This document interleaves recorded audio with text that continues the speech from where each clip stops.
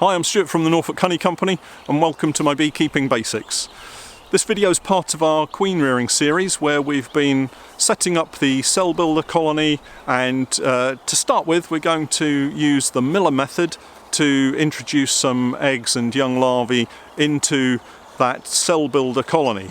But specifically we're going to use the cell builder colony using the Cloake Board method, and this is a method that is fantastic for anyone that hasn't got a great deal of equipment, so that you can't break down colonies and have one colony with a queen in and one as a cell builder. So this is really useful to the beekeeper who's only got a few colonies in the back garden and is maybe producing a few queens with some fellow beekeepers. If you've not yet subscribed, please do consider subscribing.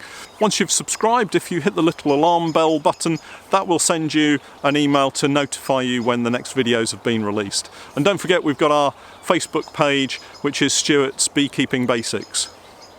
If you'd like to follow these videos as they are produced, then check out our Patreon page, which is patreon.com/Norfolk Honey. And there the videos are released as soon as we've finished the post-production on them, the editing and such like, and you'll see it in real time. So if we've got 2 or 3 videos that are produced, certainly with the queen rearing, in 1 week, those videos will come out on Patreon as soon as we can. If not, then subscribe to the channel and you'll catch up with the queen rearing videos on a week-by-week basis as we release them, usually on a Sunday evening. Okay, so first of all, let's take a look at the Cloake Board and what a Cloake Board is and why you might use it. It's a very simple device that can help you create queens and build queen cells using a single colony position, so just one hive on one stand instead of splitting it down and using multiple colonies on multiple stands. Essentially, the Cloake Board is a queen excluder. So here we've got the queen excluder, and this one is just a wire queen excluder with a wooden frame, and it's the wooden frame that's the important bit. As you've probably already gathered, I'm not much of a woodworker. I can't really build things and put stuff together, but this is something that I've been able to make, so if I can make it, then pretty much anyone can. So what I did was I bought a small sheet of 5mm plywood and cut some strips to go along the 3 edges of the queen excluder. And so I've cut 2 strips which were slightly narrower than the width of the wooden surround, and then a 3rd strip which is the same width as the wooden surround. And depending on the type of queen excluder you've got, that measurement is likely to differ. So then I've placed the 2 strips of narrower wood on top of the crown board, and then placed the wider strip on top of that, and then simply screwed it into place on the 3 sides. And what that does is it gives you a channel through which you can slide a board. And the piece of board is simply the leftover part of the plywood that I purchased, so you don't have to buy any additional board, and that then slides into place like so. So the effect of this is that it basically traps the bees above and separates them from the bees below. And with the cell builder colony, we've built it up into a double brood box system. So what we're going to do is to use this in between the 2 brood boxes. And I'll explain as we go along what we're doing and why I'm doing it. Now, the purpose of the Cloake Board is to prevent the existing queen's pheromone from permeating through the colony and coming up into the top box. Once you prevent that pheromone from coming up into the top box, the bees in the top box are going to think that they are queenless, and then if you leave them for a few hours, normally 4 or 5 hours, you'll hear a roar within the colony, and that's the bees saying, "Crikey, we are completely queenless, what are we going to do?" But in order to help with that, what we need to do is to break down the cell builder colony and make sure that we've got the right kind of frames in the top box. It's a very simple process, and there's lots of videos out there showing you the makeup of each individual frame. Now, not always can you get exactly what you need in that top box, but what I found is as long as you're close to what they require and you don't put any excess eggs and larvae in there that they can produce queens from, then generally speaking you get some pretty good queen cells from the eggs that you do put in there. So this is a cloak board. It's very simple to make. I would suggest if you wanted to have a go at this, you could make one of these. The piece of plywood that I purchased cost less than £10. The queen excluder was purchased at one of the trade shows, so again I can't remember how much it cost, but maybe £10. If you were to buy a cloak board, and there are some really nice cloak boards out there, you're talking in the region of maybe 30 or 40 or even £50. Personally, I don't really want to spend that amount of money on something that I'm not going to use very often. This is going to be used maybe for 4 to 6 weeks through the season, and then it's going to go into the shed, so you don't want to spend a lot of money on it. So this is a cloak board. The next job is to take a look at the cell builder colony, and while we're doing that I'll explain what I'm doing and why I'm doing it, and then hopefully that will help with the understanding of how the cloak board works. So let's just recap on what we've got here. We've got a stand and the floor is pointing in this direction, and that's important, and we'll come to that in a moment. Then we've got the first brood box, and that's got the queen in it. Then we've got a queen excluder and the second brood box, and this has been filled. If you've seen the other videos with the cell builder colony that we had, you'll know that I placed lots of extra brood in there. And then we've got 3 supers and the roof, and under the roof there'll be a crime board. And so what we need to do now is to split it down and check for any queen cells in the bottom box. We don't want to organise the cell builder colony ready for queen rearing if we've got queen cells in the bottom box, because the colony is just going to swarm anyway. So the first job is to just do a normal inspection, break it all down, and then look to see what we've got in the bottom box.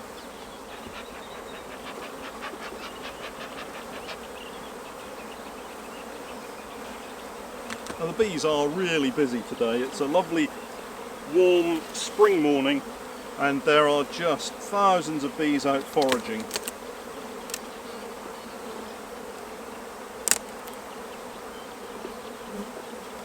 And that's a really heavy super. There is a lot of honey in that one. Obviously it's always nice if you can have some help with moving supers. So if you've got some fellow beekeepers that are keen on producing some queen cells with you, then it's always nice to have some help along the way. And that's a nice heavy box as well, and then this last one is one that we put on just a few days ago, and we pop that on there. Okay, so this box had brood in it, and we're just going to lift this off and pop it on top of the rest. Let's just give them a little bit of smoke.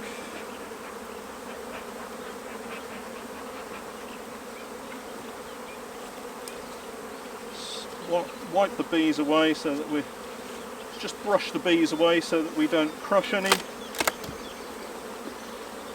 And once you lift the box, make sure you keep it up, because if you then drop it again, you're going to crush bees. So this then goes on here. So this box is also void of any eggs or larvae because the queen has been kept in the bottom box. The next task is to turn the entire bottom brood box through 180 degrees so that your entrance is pointing in that direction. So first of all, I'm just going to go through and carry out an inspection of the bottom brood box.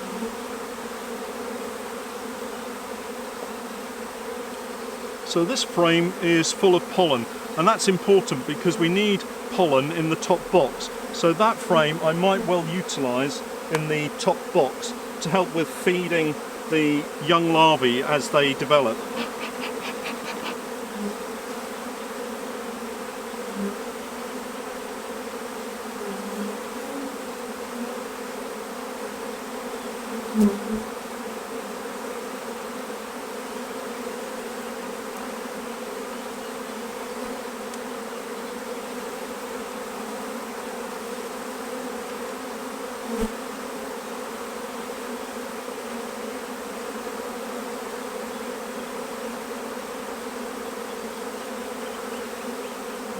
So my primary concern is to check for queen cells.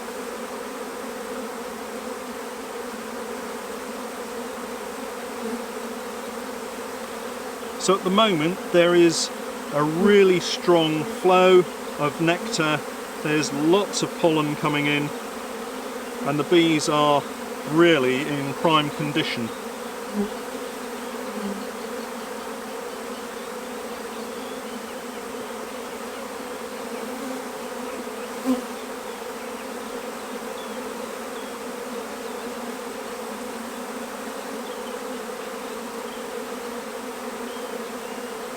So here we've got 1 or 2 queen cells that have been produced. That one doesn't have anything in it.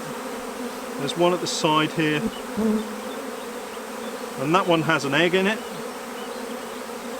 So we destroy that, we turn it round, and we've got another queen cell here. So we squeeze that out, one at the side.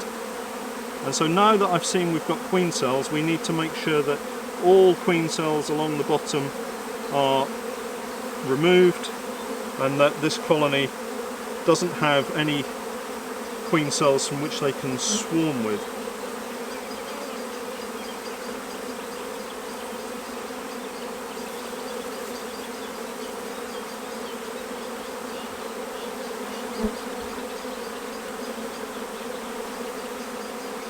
So this frame is full of eggs, so that's great news. The queen is still laying well.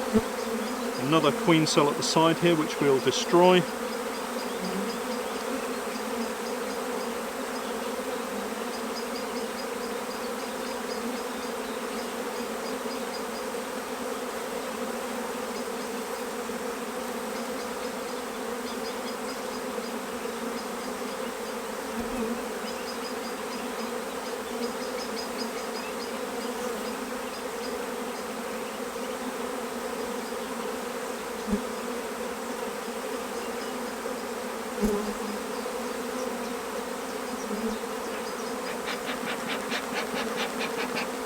And what you will find is that the air will become full of bees because you've broken down a very large colony, and the foraging bees are now coming back and wondering what on earth is going on.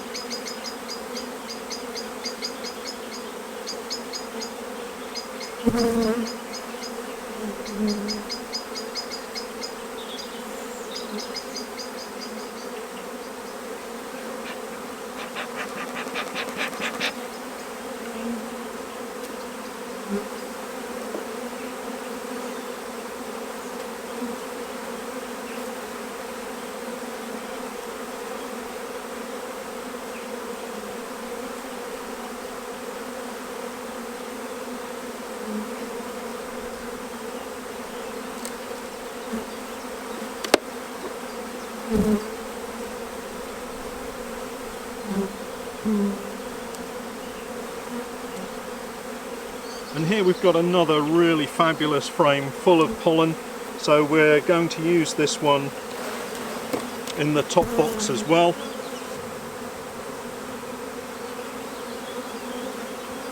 And I'll explain why we need the pollen when we set up the Cloake Board method and organise the frames in the top box. So having taken 2 frames out of the bottom that I want to use for the supply of pollen, we now need to just take a look in the top box and just see if we can place a couple of frames down in the bottom brood box.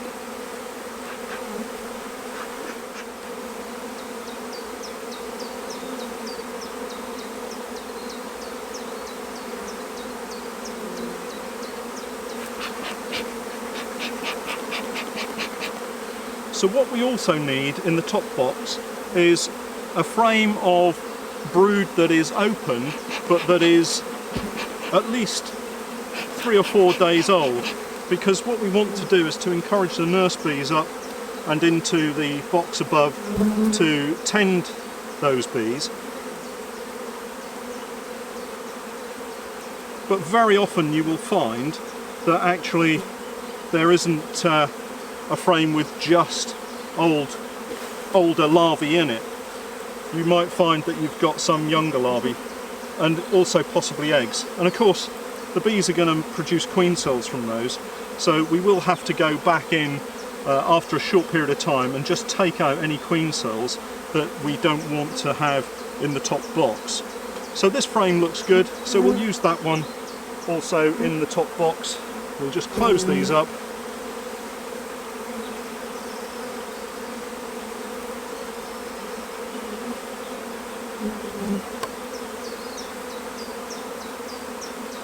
And then we want a couple more frames to go into the bottom box just to fill that up.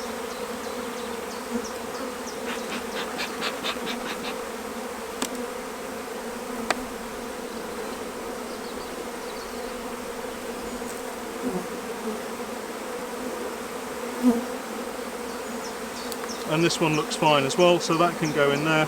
And that's the bottom box, nicely full of brood.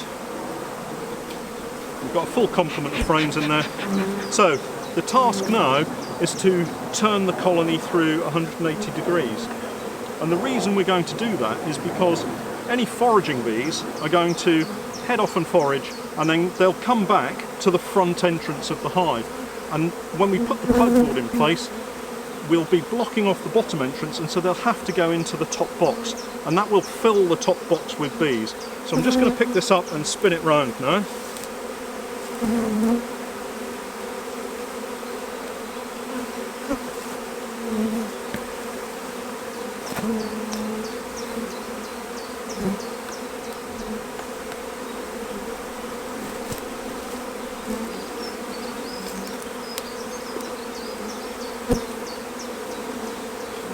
And then the queen excluder goes back on top.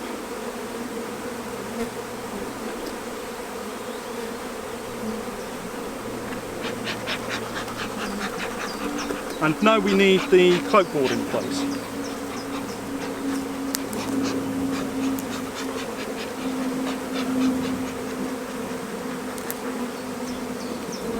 So the Cloake Board goes on top.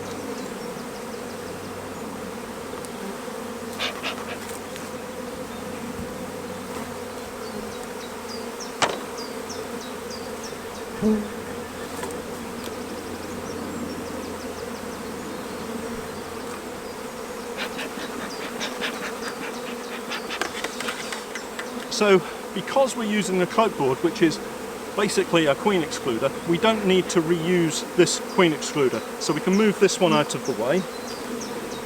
and then we place the Cloake board on top of that with the board in place, and that's important. You need to leave the board in situ.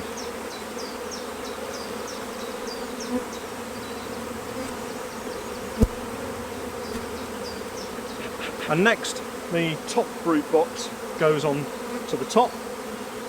Just brush the bees off so we don't crush any.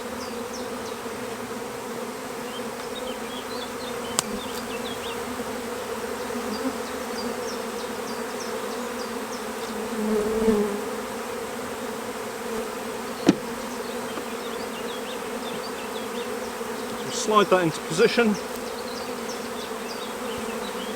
Just make sure it's nice and square. So now we have an entrance that's been raised on this side. So now we're going to pop the frames back in, but before we do that we need to just check for any queen cells in the top box.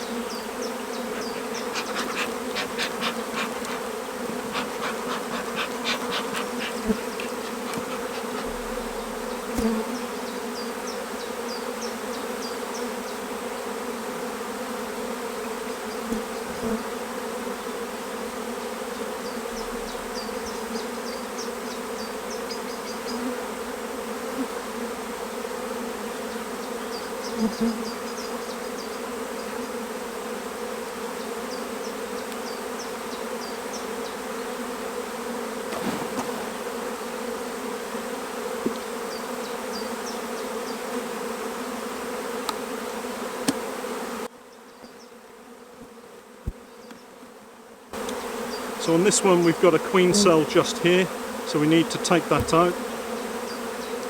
And that's the important thing, you need to make sure that all of the queen cells are removed, otherwise the bees are likely to swarm.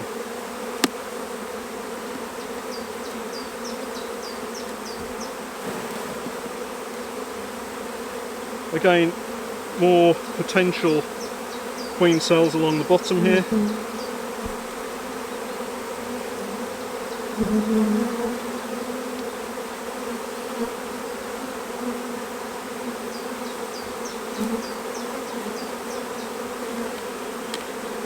the bees are bringing in an awful lot of nectar at the moment, it's just dripping out of the frames, but they'll clean all that up.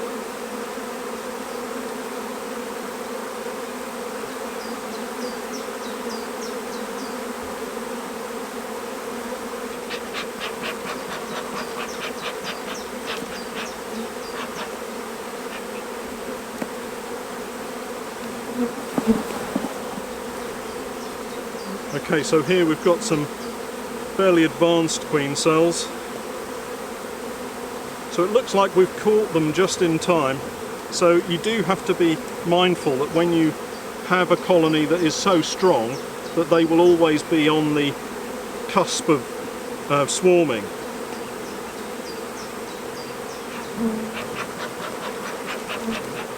So regular and thorough inspections are essential.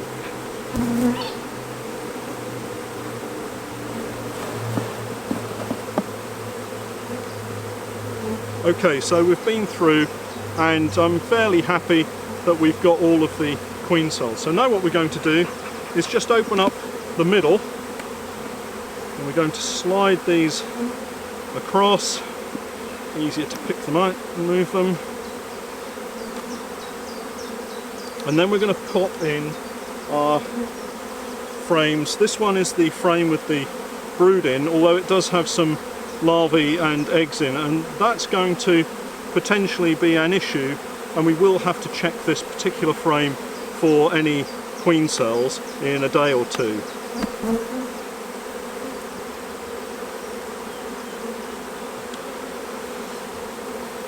Okay, so here we have the first frame that is packed full of pollen, and this is critical to producing lots and lots of good quality queen cells. We need lots of pollen, so we're going to pop one frame in either side of the miller frame that we introduced this afternoon. So we'll pick the side that has the most pollen and face that into the middle.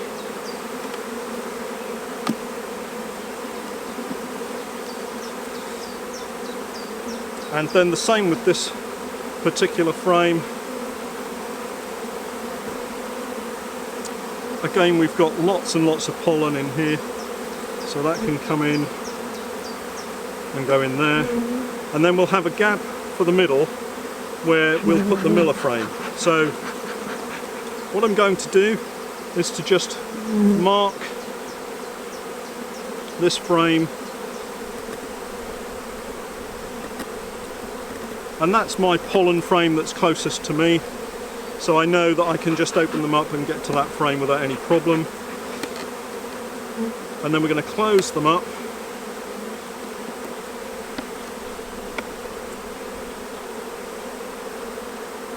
So we've got 11 frames in there, plus the dummy board.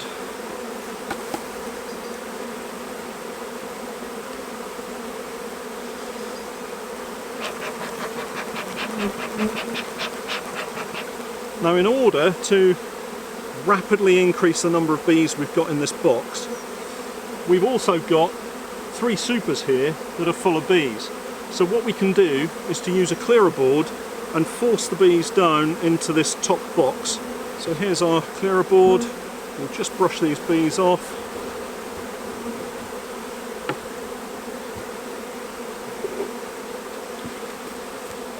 And then we'll pop the supers on top as if we were going to clear them to extract.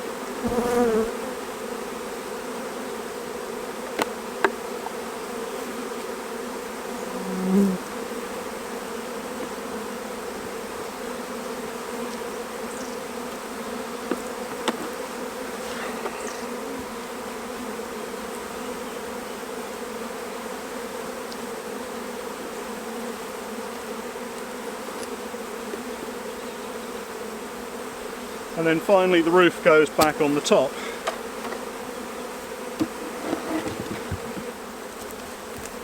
So now what you can see is that there's masses of bees that are trying to get in the entrance below, and we need to encourage them into the entrance at the top here.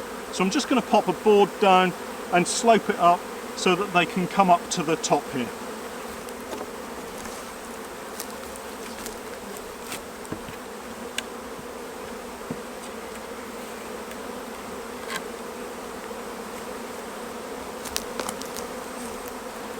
So now the bees are going to land on the board, and they should then walk themselves up and find the entrance at the bottom of the second brood body, which is on the top.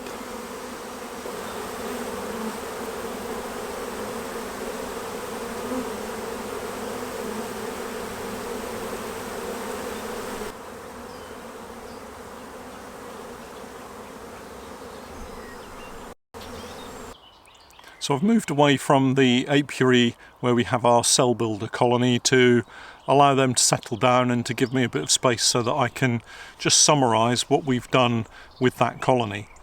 So we've basically dismantled the colony completely. We've turned the floor around 180 degrees so that the entrance is facing in the other direction. We've then put the entrance block in and put the first brood box back on, which contains the old queen.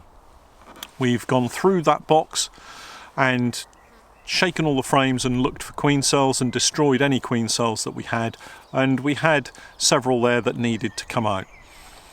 We've then put the cloake board on top of that brood body and inserted the wooden slide. So we've now separated the bottom brood box from the bees above. We've then placed the second brood box on top of the cloake board and inspected through those colonies and again removed any potential for queen cells. And then we've placed 2 frames containing a lot of pollen either side of a frame that contains a mixture of brood. Ideally, you want brood that's a few days old so that the bees are not going to produce queen cells from them. But if you look through a brood box, it's very rare that you'll find one frame that meets that criteria, and you'll usually find that there are some eggs or young larvae dotted around the outside of the frame. But that's not a problem, So what we're trying to do is to get the bees to take care of that larvae so that when we put our miller frame in there, they're going to transfer across onto the miller frame quite easily. On top of that, we've then placed a clearer board and the 3 supers that were originally on the colony, and the idea of that is to try to pull down yet more bees into that top brood box so that it's absolutely rammed full of bees. We're now going to leave that for around 4 hours or so that the bees in that top brood box will identify the fact that they are queenless, and you can usually hear an audible roaring sound from the bees to indicate that they are queenless. So we're going to go back to the apiary in a short while's time. In the meantime, I'm going to do some inspections on some other bees, but we'll go back to the apiary late this afternoon, and the miller frame that we looked at in the last video, we're going to take out of the donor colony and just tidy it up and cut the traditional miller shape back into that frame, and then place that frame into the top brood box that is now queenless. And those bees, having no other brood to be able to make queen cells from, will hopefully jump onto that frame and make plenty of queen cells. And I'll show you how we manipulate that frame to our advantage to make sure that we have queen cells that we can take advantage of when we go back later this afternoon. Well, I hope you found that interesting. In the next video, we're going to go back and place the miller frame into the top brood box of the cell builder colony, and I hope you'll join me for that video as well, and then we'll progress through to checking for queen cells and then moving queen cells out and into finisher nukes.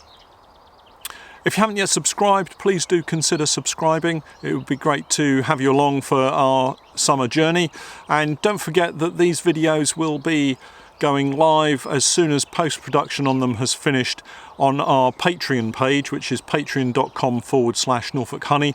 And if you'd like to keep up to date with them, then that's the place to go to watch them in as close to real time as I can possibly get them edited and up onto that website. If not, then the videos will be out on a weekly basis over the coming weeks, and you'll be able to follow our journey with the miller method. And then progressing from the miller method, we're going to have a bash at the alley method, which is a similar method of producing queen cells.